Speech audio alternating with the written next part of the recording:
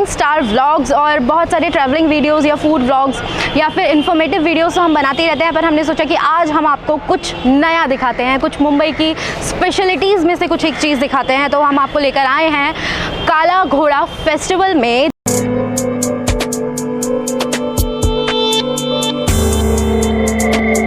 कला प्रेमी हैं, जो बहुत क्रिएटिव लोग हैं या यूनिक चीज़ें देखने का देखने में जिनको मज़ा आता है, उनको यहाँ पर आकर बहुत ही अच्छा लगने वाला है। मेरे लिए तो ये बहुत ही ब्यूटीफुल सा और बहुत ही यूनिक सा एक एक्सपीरियंस था। मतलब इससे पहले भी मैंने बहुत सारे फेस्टिवल्स देखे हैं, पर ये जो काला घोड़ा फेस्टिवल है ये अपने ही तरीके का एक बहुत ही नायाब सा फेस्टिवल है, जिसमें कि आपको ज़रूर आना चाहिए, एक बार एक्सपीरियंस करना चाहिए। और कहते हैं कि अगर समाज में आपको बदलाव लेकर आना है तो कला जो है वो बहुत ही बेहतरीन ज़रिया है। तो किस तरीके से लोगों ने कुछ यूनिकनेस लाकर, कुछ क्रिएटिविटी कर ब्यूटीफुल कर और हमारे अंदर क्यूरियोसिटी जगाई है कि हमें ऐसा भी लगता है कि अरे ये क्या चीज़ है, और फिर उसके थ्रू हमें कुछ मैसेज भी दिया है कि ओ तो ये हमें ये मैसेज देता है। हमें देखने में भी मज़ा आता है और साथ के साथ वो मैसेज जो है वो हमारे अंदर पहुँचता है, जैसे कि हमें बहुत ज़्यादा प्लास्टिक जो है वो खर्च नहीं करनी चाहिए, या हमें पर्यावरण को बचा के रखना चाहिए, या फिर उपभोक्तावाद की संस्कृति के बारे में हमें बताया कि कैसे हम बाज़ारवाद में फंसते चले जा रहे हैं। तो इतनी सारी बहुत अच्छी चीज़ें जो कि समाज को, लोगों को समझनी चाहिए, वो हमें समझाई भी, हमें मज़ा भी आया, एक क्यूरियोसिटी भी डेवलप हुई और मन को बहुत सुकून भी मिला। तो आपको डेफिनेटली एक बार आना चाहिए। तो मेरे पीछे ये जो आप देख रहे हैं कार लाइक स्ट्रक्चर है, उसके ऊपर बहुत प्लास्टिक के जो प्लांट्स हैं, प्लास्टिक की ग्रीनरी की हुई है, और ये एक तरीके से संकेत देता है कि हम किस तरीके से एनवायरनमेंट को नुकसान पहुँचा रहे हैं और हम ग्रीनरी के नाम पर प्लास्टिक की चीज़ों का यूज़ कर रहे हैं, जो अपने आप में बहुत ज़्यादा पर्यावरण को और मानव जाति को नुकसान पहुंचा रहा है। मेरे पीछे देख रहे हैं, इसका नाम है सर्कल ऑफ लाइफ, और आप देख रहे होंगे इसमें ऑक्टोपस है जिसके चारों तरफ प्लास्टिक बॉटल्स एंड प्लास्टिक लगे हुए हैं। तो ये हमें बताता है कि किस तरीके से हम मरीन लाइफ को जो है डिस्ट्रॉय कर रहे हैं। प्लास्टिक यूज़ जो है वो धीरे धीरे बढ़ता ही जा रहा है, कम नहीं हो रहा है, और इससे मरीन लाइफ जो है वो डिस्ट्रॉय हो रही है। तो आगे चलते हैं, देखते हैं आगे और क्या क्या नया है। आकृति आप मेरे पीछे देख रहे हैं, इसका नाम है प्रिजन ऑफ प्लांटी, और ये हमें दर्शाता है कि किस तरीके से हमने अपने चारों तरफ ऐशो आराम की चीज़ें, भोग विलास की चीज़ें जो हैं वो जमा कर रखी हैं, और धीरे धीरे हम खुद ही उसके जाल में फंसते जा रहे हैं। तो ये लोग आमंत्रित करते हैं हमें कि आएँ, हम देखें और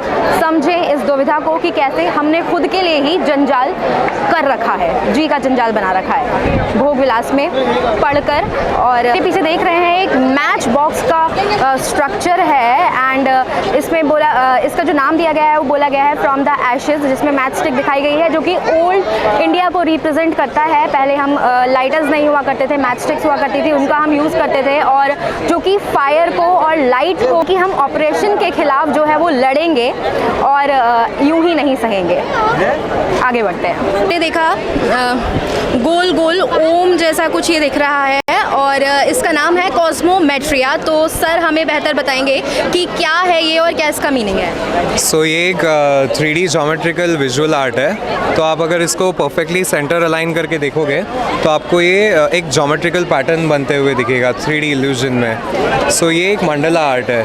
क्या है? मंडला आर्ट। मंडला आर्ट, हाँ। और आप अगर उसको लाइक एलिवेशन में देखोगे साइड से, तो वो एक ज्योमेट्रिक शंख आपको दिखेगा। अच्छा।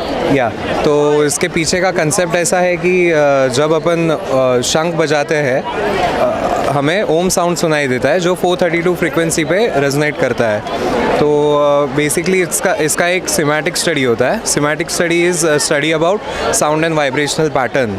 सो इसमें एक इंस्ट्रूमेंट होता है टोनोस्कोप नाम का। टोनोस्कोप एक मेटल प्लेट होता है जिसके ऊपर सैंड पोर किया जाता है, और जब अपन उसे वो फ्रीक्वेंसी जब अपन बजाते हैं टोनोस्कोप में, तब हमें एक सर्टन पैटर्न क्रिएट होते हुए दिखता है वो वाइब्रेशन के कारण सैंड का। तो वो पैटर्न से इंस्पिरेशन लेके मैंने ये एक 3D मंडला वाला लाइक अ स्ट्रक्चर बनाया है। वाओ। सर आपका नाम? उमेश पेडनेकर।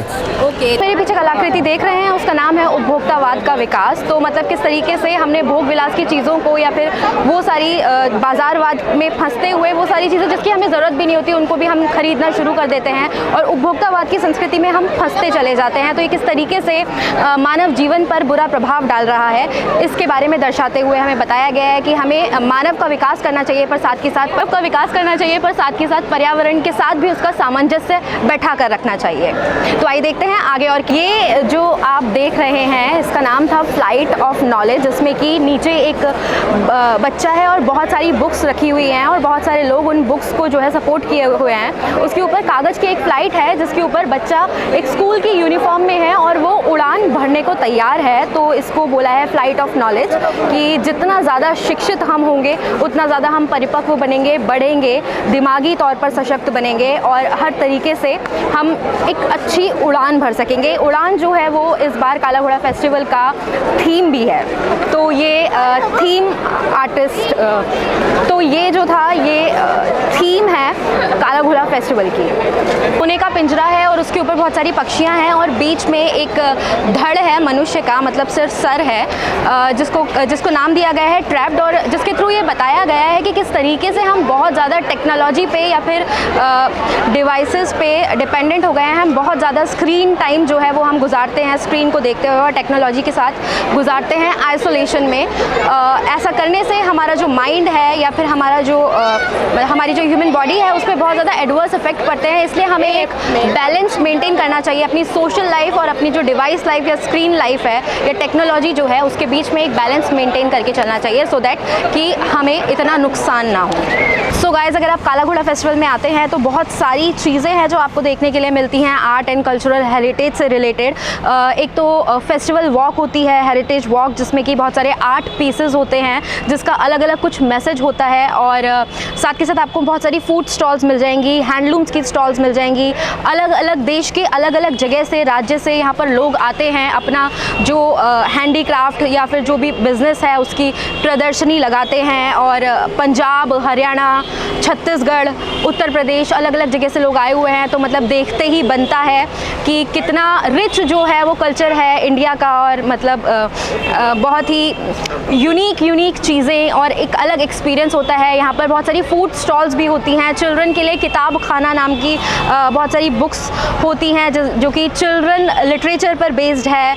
और साथ के साथ अगर आप स्टैंड अप कॉमेडी देखना चाहते हैं तो अलग अलग जगह पर स्टैंड अप कॉमेडीज़ होती हैं। सिनेमा देखना चाहते हैं तो डिफरेंट फेस्टिवल वाली सिनेमाज लगते हैं। और काला घोड़ा फेस्टिवल में थिएटर फेस्टिवल भी होता है 8 दिन का, जिसमें अलग अलग थिएटर लगते हैं, स्ट्रीट वॉक होती है। तो बहुत सारी अलग अलग चीज़ें आपको इंडिया की और हेरिटेज से रिलेटेड देखने के लिए मिलती हैं, जो कि अपने आप में एक समा बांध देती है, अपने आप में एक बहुत ही अच्छा एक्सपीरियंस है। डेफिनेटली एक बार आना चाहिए, इट्स वर्थ कमिंग है।